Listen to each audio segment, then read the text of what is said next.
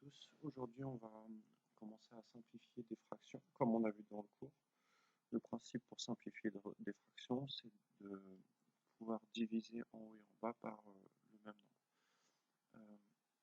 On va, pour s'entraîner, on va commencer à rappeler les règles pour savoir si deux nombres sont dans la table de 2, de 3 ou de 5. Donc la règle est énoncée en haut.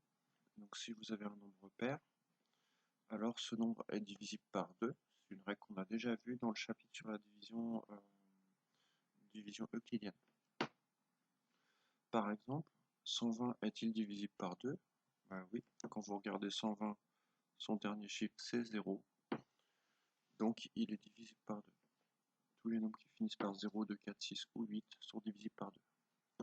Pour 36, pareil, vous regardez le dernier chiffre c'est 6, donc c'est divisible par 2. Pour 40, même raisonnement, ce nombre finit par 0, donc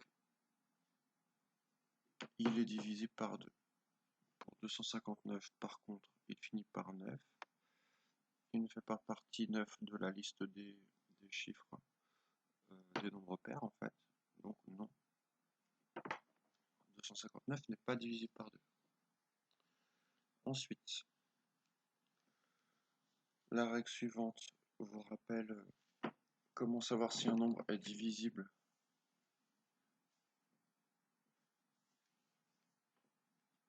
par 3.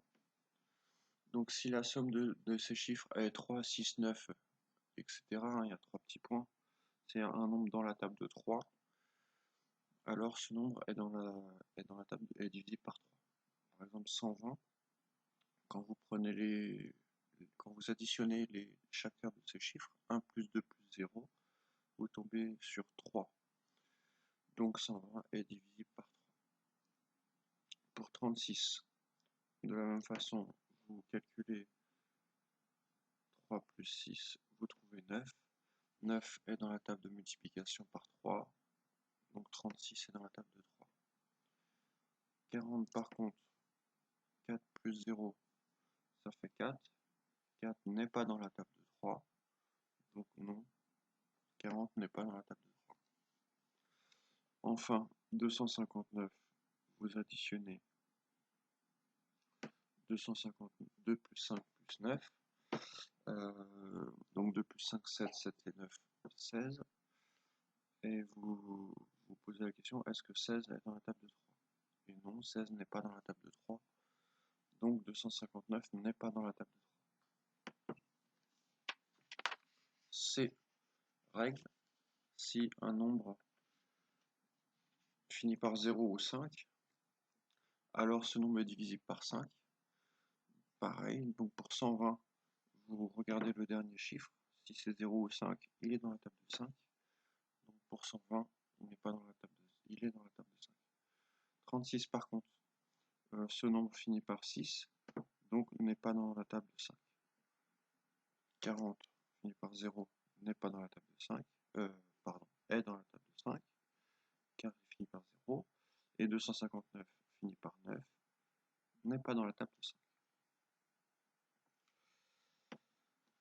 Ensuite, une fois qu'on a rappelé les règles, on va aller plus rapidement pour l'exercice 2. 4 est-il divisible par 2?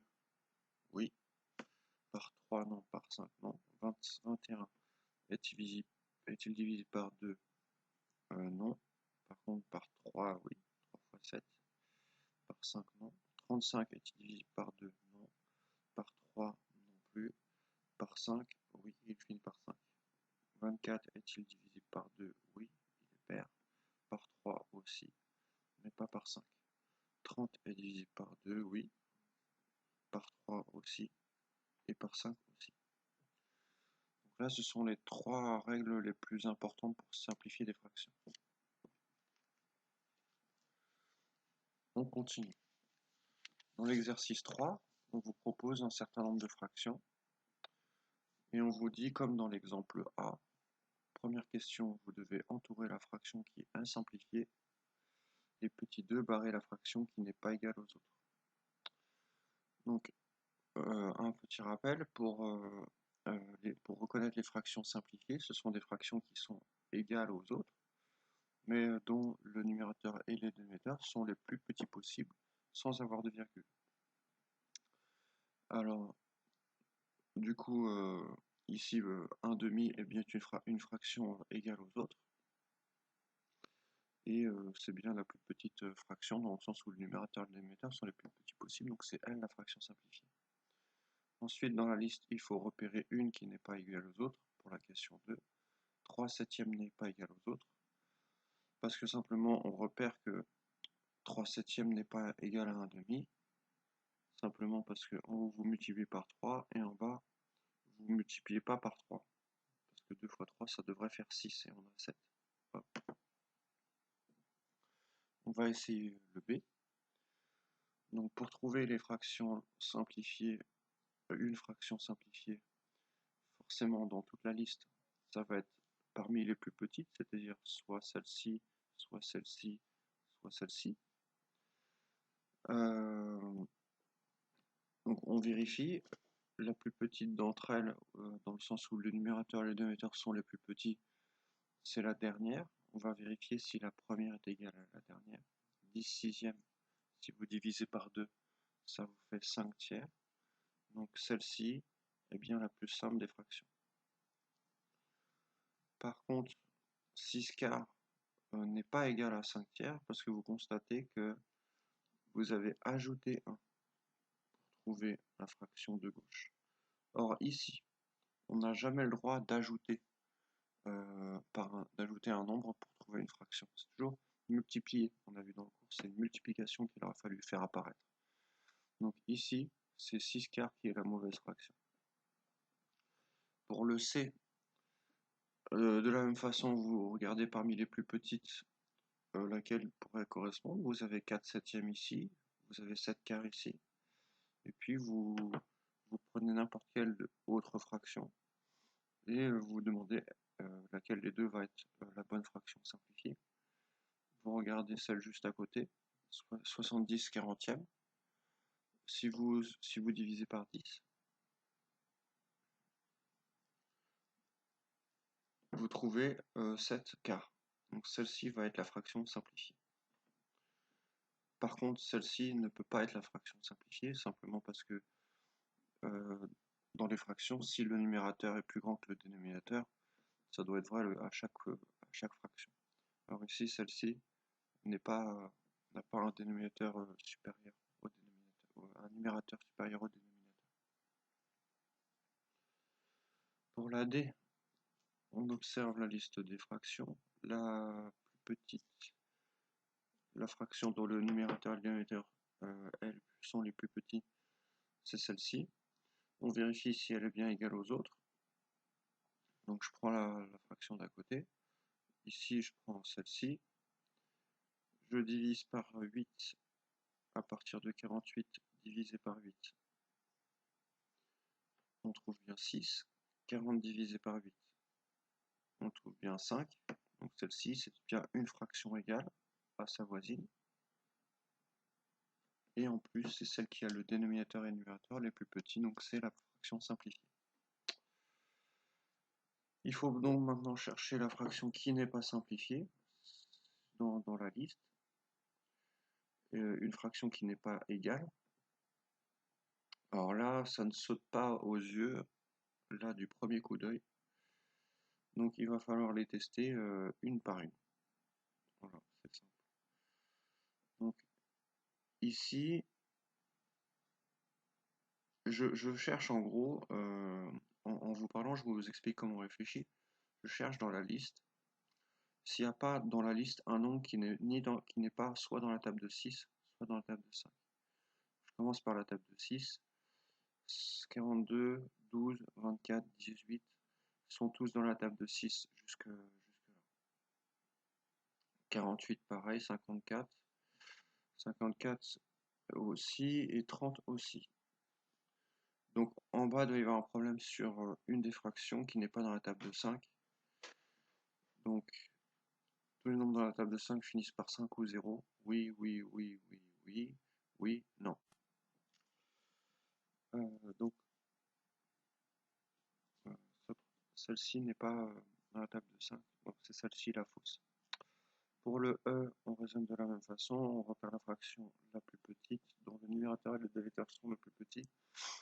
J'ai tendance à dire la fraction la plus petite, mais c'est un langage faux, parce que les fractions sont censées être toutes égales sauf une. Donc il n'y a pas de fraction la plus petite, elles sont toutes égales. Donc je m'intéresse à celle-ci et à celle-ci. Je me pose la question, est-ce que celle-ci, qui est le numérateur et les dénominateurs les plus petits, est-ce qu'elle est égale à sa voisine? Donc ici,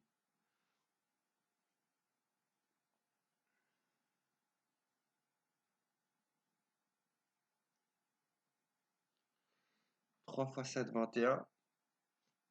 7 fois 7, ça fait pas 42. Donc ici, il y a un problème sur le x7. Je regarde par rapport à la voisine, parce que en fait, peut-être que celle qui a le numérateur et le dénominateur les plus petits, c'est peut-être celle-ci la fausse. Donc, je regarde par rapport à sa voisine de droite. Divisé par 7. Divisé par 7. Bah, 24 divisé par 7, ça fait pas 3.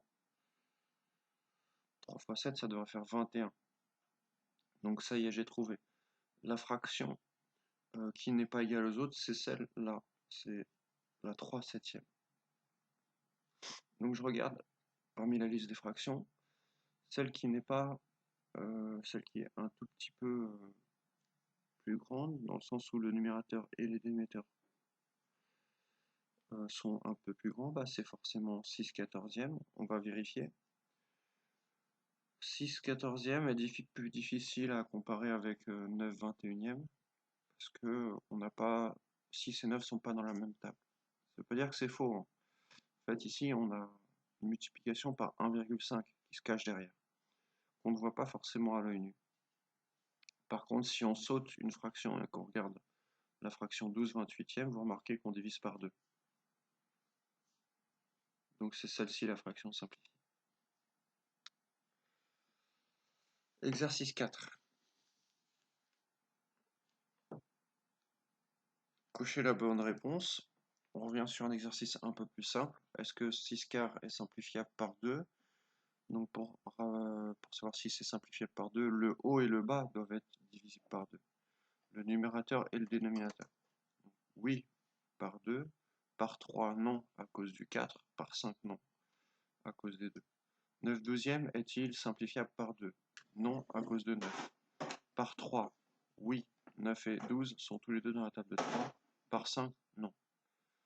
5 et 21 sont-ils simplifiables par 2? Non, à cause du 5. Par 3, non, ni l'un ni l'autre. Par 5, oui. 40 cinquantième est-elle simplifiable par 2? Oui. Les deux sont pairs. Par 3, non. Par 5, oui. Les deux finissent par 0. 30 90e est-il simplifiable par 2? Oui. Les deux sont pairs. Par 3, oui. Ils sont dans la table de 3. La somme des chiffres est dans la table de 3. Et par 5, oui. Exercice 5. Donc voilà le vrai niveau contrôle. On vous demande de simplifier. Pour l'exercice 5, on vous aide. On vous demande de simplifier par 2. Ça veut dire qu'il va falloir diviser par 2. Donc on divise par 2, 4 huitièmes, et on retrouve 2 quarts. On vérifie si on ne peut pas faire encore une autre étape, et on peut rediviser par 2 en disant que ça fait 1 demi. 10 douzièmes de la même façon, ça fait 5 sixièmes. 34 18e, on divise par 2, ça fait 17 neuvième. 3 sixièmes, on divise par 3, pardon. On en a la question B. Il faut simplifier par 3. Vous divisez par 3, 3 sixièmes, ça fait 1 demi. Vous divisez par 3, 12 neuvième, ça fait 4 tiers. Vous divisez par 3, 30 27e, ça fait 10 neuvième. La C, vous devez simplifier par 5. Vous divisez par 5, ça fait 3 demi. Vous divisez par 5, ça fait 1 cinquième. Vous divisez par 5, ça fait 9 vingtième. Et après, on vous dit de choisir entre 2, 3 ou 5. Donc 6 27e, ce sont deux nombres dans la table, tous les deux, pas de 2 à cause de 27, mais de 3. Donc on va diviser par 3.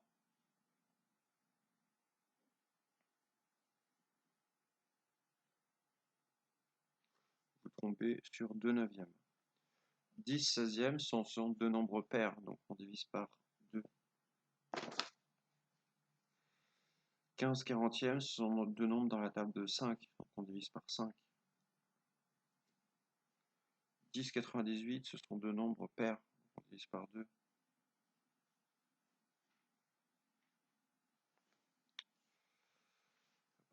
55 35, ce sont deux nombres dans la table de 5, donc on divise par 5. 24 33e, ce sont deux nombres qui ne sont pas dans la table de 2. Ils ne sont pas non plus dans la table de 3. Si, pardon. Erreur. Ils ne sont pas non plus dans la table de 5. Donc on va vérifier le dernier dans la table de 3.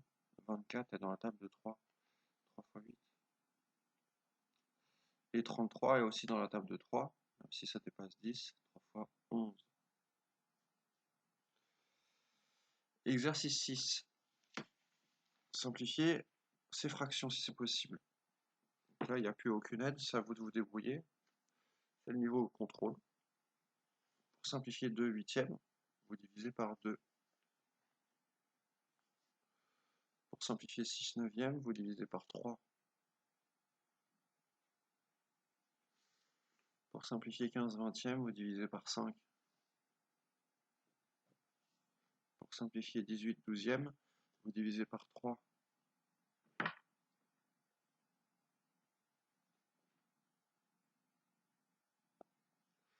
Vous remarquez que 6 quarts est aussi divisible par 2. Donc vous continuez. Donc là ici, je rajoute les flèches.